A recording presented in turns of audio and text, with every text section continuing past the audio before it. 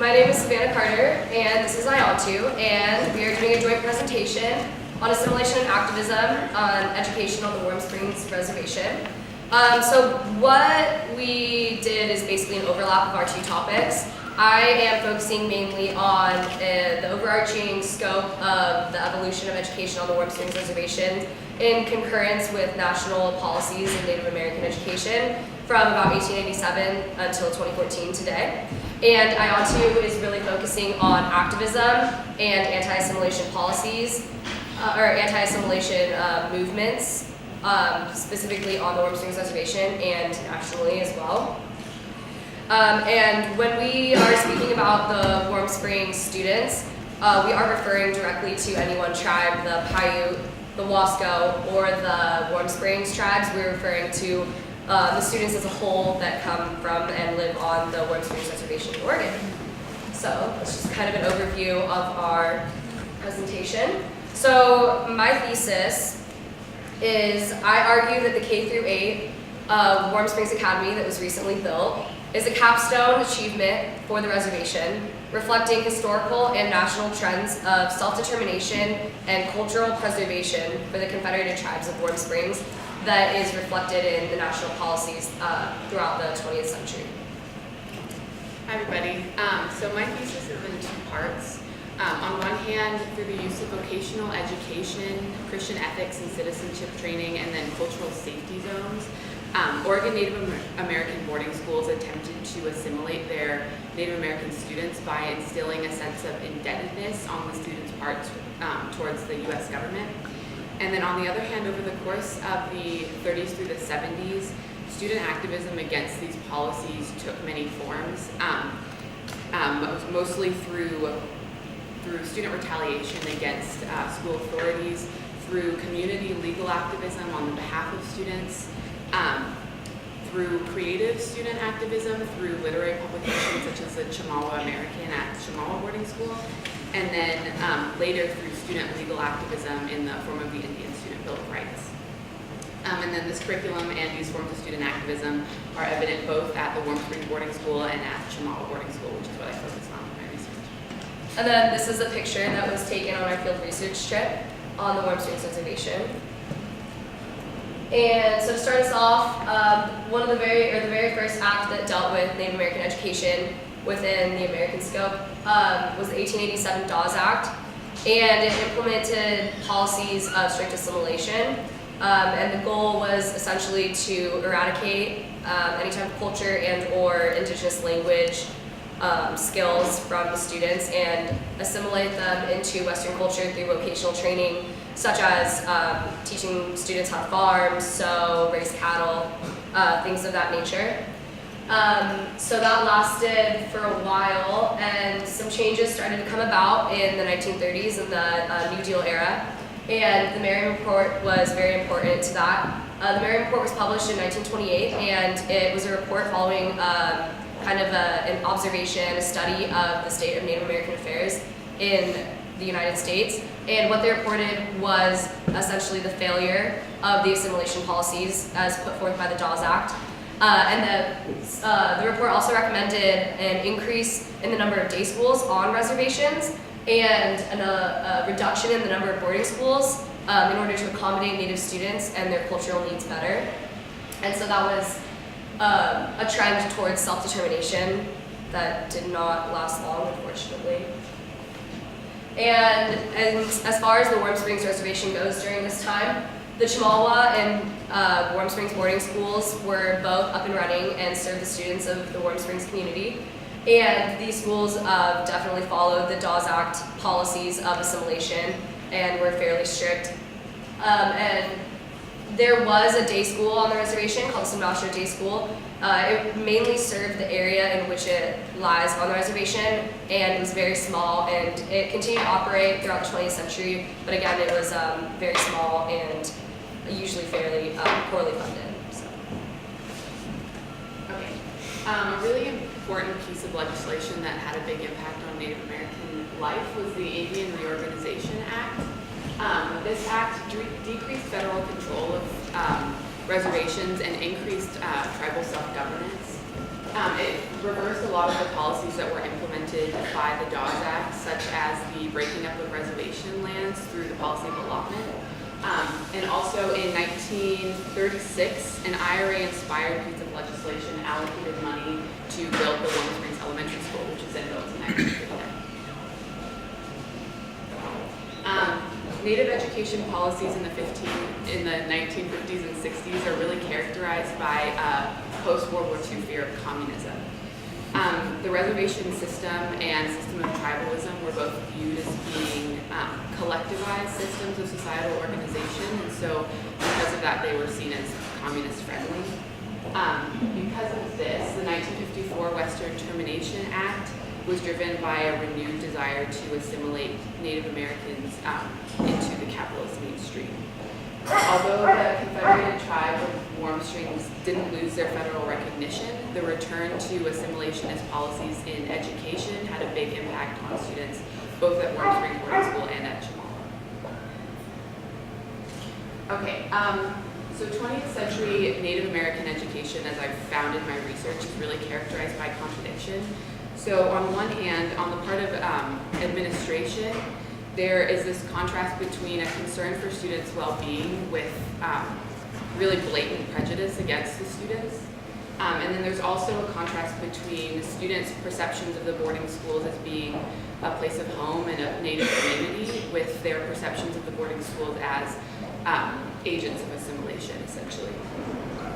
Curriculum in the 20th century was academic and vocational in nature, but it focused heavily on the vocational side of learning. Vocational education was really grounded in notions about practicality and employability, but many felt that students were being exploited as sources of free labor through their vocational learning. And others also felt that vocational knowledge was inherently prejudiced and was really limiting students' opportunities in the future. Other than vocational learning, school was really a place for instilling Christian ethics, capitalist work ethic, and turning Native students into what administrators deemed to be good American citizens that were capable of contributing to society. These were also really grounded in prejudiced notions about Native Americans and notions about Native indebtedness to the United States government. Student activism manifested in many ways. Early on, community activism on behalf of students was really evident. Examples of this are the Warm Springs Tribal Council filing formal complaints with the Bureau of Indian Affairs on multiple occasions in the early 20th century, and then also with the 1944 founding of the National Congress of American Indians, which was the first Native-run advocacy group for Native Americans in the United States. So with a return to assimilationist notions in education in the Cold War era, there was an increase in student retaliation against authority. While students were eventually allowed to speak their own languages and weren't required to attend ethics and Christian doctrine classes anymore, they were still attending half educational, half vocational classes during the day. And there was still an emphasis on assimilating the students into Western society. And so in order to retaliate, students would run away from school, they would refuse to do the vocational labor, or refuse to adhere to punishments. And then many students later in interviews and testimonies expressed a lot of discontent with the way that they were treated at the boarding schools at the time. In the 50s and 60s, community activism for the continuation of the boarding schools increased in the face of this push to incorporate Native students into the public schools.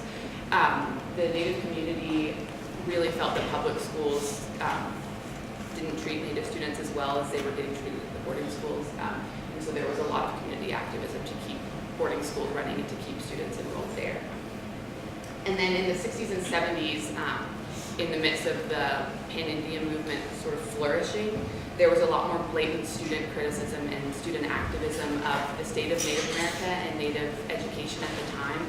And then this was evident through things such as the Intermountain Indian School lawsuit that led to the drafting of the Indian Student Bill of Rights, and then through a lot of student creative work in the Chemawa American, which was the literary publication at the Chemawa boarding school. Okay, So through my research, I've placed a heavy emphasis on the analysis of correspondence between administrators and school staff, as well as on Native oral histories and Native student testimonies from the time, in order to better understand the perspective of students and administrators. For each time period I looked into, I tried to ask these questions about the curriculum that were really focusing on the content of the curriculum, the prejudices that were informing the curriculum, and then students' responses to that curriculum and to the policies. Our field research trip to the Warm Springs Reservation at the beginning of the term was a really invaluable experience for me personally, because we were able to make really important connections with community partners that gave us insight into how my research affected Paiute students and the Warm Springs community as a whole. So then, branching off from the 60s and into the 70s, on the Warm Springs Reservation in 1976, the Spillier Time newspaper was established. And it was a newspaper aimed at delivering not only local news to residents on the reservation, but also relevant national news in regards to Native Americans and policy as a whole. And that, to me, really reflected that self-determinationist trend that was really starting to gain traction during the 1960s and 70s. And another large focus, at least as far as I have seen into the 1980s with the Spillier Taimu editorials and features, was it was heavily focused on education and issues of education and the issues that Ayantu mentioned of the integration into public schools and things like that. So that's just, to me, that was a very marked point in which the people of the Warm Springs Reservation really started to take the community into their own hands and deliver news on their own to each other. Just an interactive communication. So although the boarding schools did unify many students through their common experiences, it also reinforced that division between Western education policies and the reality of Native American students and the reality of their experiences. And throughout the 1980s and 1990s, the Warm Springs children continued to attend schools on and off the reservation, and there were some very positive experiences at the boarding schools, although the past criticisms still remained of assimilationist policies.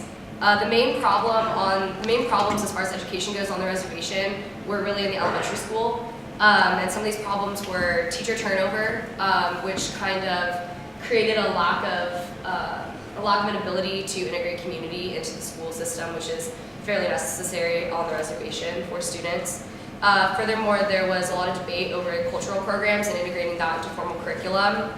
And an issue that still continues today is that transition from going to school on the Warm Springs Reservation to either middle school, and now it's just high school in Megerssa, the town nearby.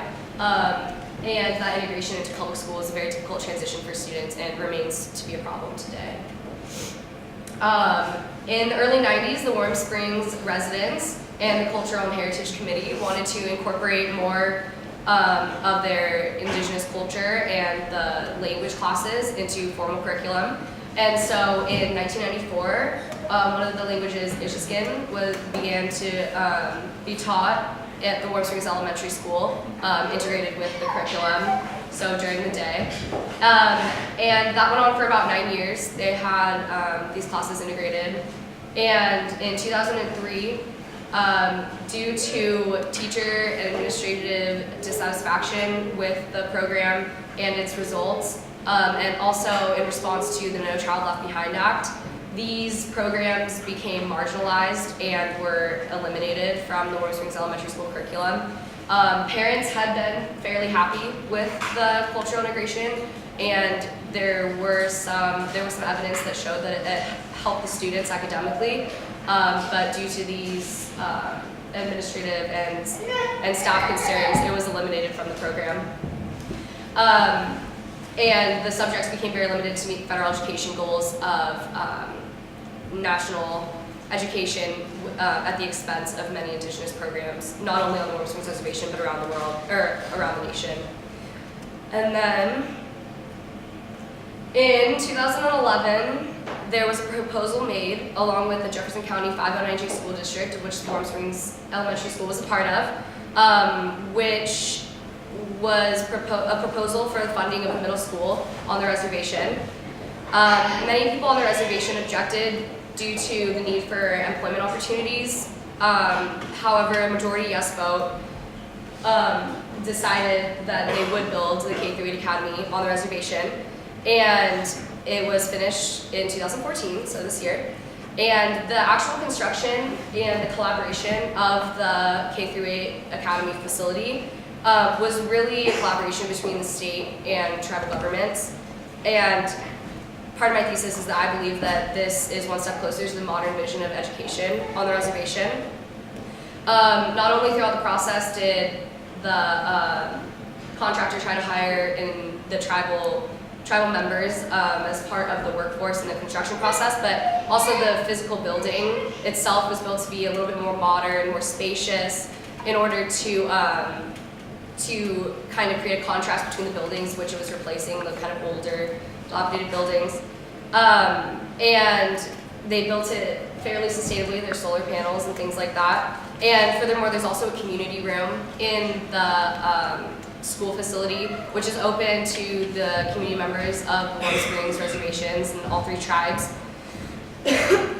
And so, to me, that was, at least in the physical architecture of the building, a real step closer towards full integration or formal integration of Indigenous culture and the needs of the Native people into formal education settings. And so my findings have ultimately been that there is still ongoing conflict in the discussion of curriculum and formal curriculum, specifically in the integration of culture and the native languages of the tribes on the reservation into formal education. They do have an after-school culture and language program right now that's going on, but it's not mandatory. It's not part of the formal curriculum. And although there is still some vocational emphasis, this mostly on Western skills. And in speaking with some of our community members, especially Myra Johnson, she suggested, and I think this has a lot to do with this conference, the focus on Indigenous vocations and specifically that idea of land stewardship, because that definitely relates more to the tribes and to their history. For example, maybe focusing on the vocations of the timber industry and fishing industry and things like that, things that are very directly relevant and related to the survival and sustainability of the tribes in the area. And another issue that has arisen is the integration of all three cultures and languages into these cultural education programs. There's some difficulty incorporating minority versus, or balancing the minority versus majority groups in the formal curriculum. And ultimately, although it's not necessarily perfect and not everyone is completely happy with it, I really do believe that this intersection of westernized public school system with the tribal needs of the Warm Springs community has really culminated in the K-8 Warm Springs Academy through the architecture, the design, the building process, and there's an emphasis on historical evolution of schooling on the Warm Springs reservation, and I think that the building of this school is really just one step closer to full integration of culture into education and greater self-determination for the tribes of Confederated Warm Springs.